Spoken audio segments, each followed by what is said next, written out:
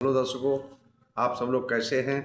मैं यही ध्यान और भावना करता हूं कि आप सब लोग कुशल मंगल से होंगे, प्रसन्नचित्त होंगे, खुश होंगे, मगन होंगे, चुस्त होंगे, दुरुस्त होंगे। तो जैसा कि हम लोग धम्पति का गाथाओं का पाठ चल रहा है, तो एक दिन मिस्टेक हो गया, तबीयत खराब हो गया, इसलिए जो है नहीं बनवा पाया था कल। तो फॉलो सब्सक्राइब करो न करो ये तो आपकी मर्जी है, पर ध्यान लगाकर, चित्त लगाकर, मन लगाकर, दिमाग लगाकर, माइंड लगाकर सुनते रहो। बस यही हमारी अर्जी है, बस यही हमारी अर्जी है, बस यही हमारी अर्जी है। तो जैसा कि हम लोग दंडवग था वो समाप्त हो चुका है, अब जरा बग्ग शुरू होता है। 11वां बग्ग है जरा बग्ग। जो धम्पद में 26 बग्ग हैं, उसमें 11वां बग्ग है जरा बग्ग। तो चलते हैं। दंपति की गाथा 146। दंपति की गाथा 146 और जरा बग्ग की पहली है। जब पांचों उपादान जल रहे, फिर कैसी हंसी और कैसी ठिठोली है। कैसी हंसी और कैसी ठिठोली है, कैसी हंसी कैसी ठिठोली है। पंच उपादान स्कंद होते हैं, रूप वेदना संज्ञा संस्कार और रूप वेदना संज्ञा संस्कार और विज्ञान, इसको मन बोलते हैं, है ना। तो ये बहुत बड़ी गहरी बातें हैं, अब समझाने के लिए टाइम भी चाहिए, घंटों की वीडियो बन जाएगी, कोई सुनने वाला भी नहीं होगा। तो चलते हैं। जब ये सारी वस्तुएं जल रही हैं इस चीज के ऊपर, इस उद्देश्य को लेकर के कि कौन सा उद्देश्य था, क्या कहानी थी, कौन सी घटना घटित हुई थी, जिस कारण तथागत समय संबुद्ध को ये 146वीं गाथा कहनी पड़ी, समझानी पड़ी। और किसको उद्देश्य करके समझाया। गाथा क्या है? 146 146। तो चलते हैं उस कथा की तरफ, उस व्यथा की तरफ, उस घटना की तरफ। एवं मे सुतंग एकंग समयंग भगवा शावथी अंग बिहरती जेत बने अनाथ पिंड कश्य आरामे। ऐसा मैंने सुना, एक समय तथागत समय संबुद्ध अनाथ पिंड द्वारा बनाए हुए जेतवनाराम में श्रावस्ती के बिहर रहे थे। श्रावस्ती उस समय की व्याख्या है, घटना है, कहानी है कि थोड़े नगर तो बड़ा था, तो जैसे एनसीआर होता है, दिल्ली एनसीआर लिखते हैं, तो दिल्ली एनसीआर वाले जो लगे पहले आ जाते हैं वो भी एनसीआर में आ जाते हैं, है ना, नगर के आसपास जो लगे होते हैं। तो वहाँ पर जो है 500 श्रद्धालु रहते थे और उनकी 500 की पत्नियां थी, लेकिन वो जो है उनके आचार विचार सुंदर नहीं थे, संस्कार अच्छे नहीं थे, कुशल कार्य नहीं थे। तो वो हमेशा सीख देते थे अपनी अपनी पत्नियों को कि भाई अरे ऐसा करो, देखो विशाखा जो है कितनी शीलवान है, सदाचारिणी है, ज्ञानवान है, उससे कुछ सीखो। तो ऐसी भावना रख करके उन 500 उपासकों ने अपनी अपनी गृह पत्नियों को विशाखा के पास भेजा कि जाओ भगवान बुद्ध के दर्शन करो, उनके उपदेश सुनो और विशाखा से कुछ सीखो। तो वो जितना राम में गई, जाती नहीं 2-4 दिन। एक दिन क्या हुआ कि कोई मेला लगा और मेले में पुरुष जो थे वो मादक पदार्थ लेकर आए, उन्होंने सेवन किया और जो थोड़ा बहुत बचा वो घर में रख दिया। जब वो घर में रख दिया तो अब महिला पीछे हटने वाली कहाँ थी, वो भी आगे बढ़ गई, उन्होंने जो मिला उन्होंने भी पिया, मदवत तो हो गई।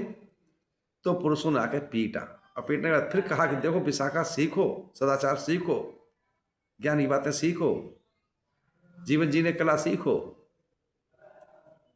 तो उनको भेज दिया। अब जो है किसी समय कोई त्यौहार पड़ा, कोई मेला पड़ा, उस त्यौहार मेले पे उन्होंने फिर जो है मेला पे पुरुषों ने वो मादक पदार्थ सेवन किया और बचा खुटा रख दिया उन घर में।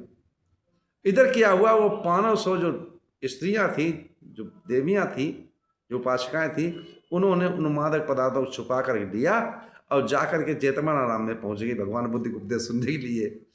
तो उस समय उपदेश तो स्टार्ट हुए नहीं थे, इन्होंने क्या काम किया, एकांत में जा करके और 500 देवियों ने वो मादक पदार्थ का सेवन किया। अब जिस समय मादक पदार्थ का सेवन किया तो नशा हो गया, माइंड के जो है नशे काम नहीं कर रही। तो अब इनको नाचना लाया, नाचने लगी, गाने लगी, खूब खुदलने लगी, कूदने लगी हैं। ऐसे जब करने लगी तो किसी के वस्त्र कहीं जा रहे हैं, किसी के कपड़े कहीं जा रहे हैं, कोई अर्धनंगी हो गई, कहीं कुछ हो गया। तो ये तथागत सम्यक संबुद्ध के चित्त में ये दृश्य आया। जब दृश्य आया तो उसी समय तथागत सम्यक संबुद्ध उनके जो है ये दशा देख करके उन नारियों की, गृहिणियों की, तो उन्होंने अपने रिद्धि बल से वहां अंधेरा कर दिया, जैसे रात हो गई हो, तो कोई दूसरा देख ना सके इनके अंग प्रत्यंग को। जब ऐसा अंधेरा हुआ फिर उन्हें थोड़ी चेतना हुई, अब उन्हें भय लगने लगा कि रात हो गई, अंधेरा हो गया, क्या हो करें क्या न करें। उसी समय तथागत सम्यक संबुद्ध वहां पर उपस्थित होते हैं और उन नारियों को उपदेश देते हैं, प्रवचन देते हैं, और उस समय ये गाथा बोलते हैं। कौन सी गाथा है? 146वीं गाथा है और जरावग्र की पहली गाथा है।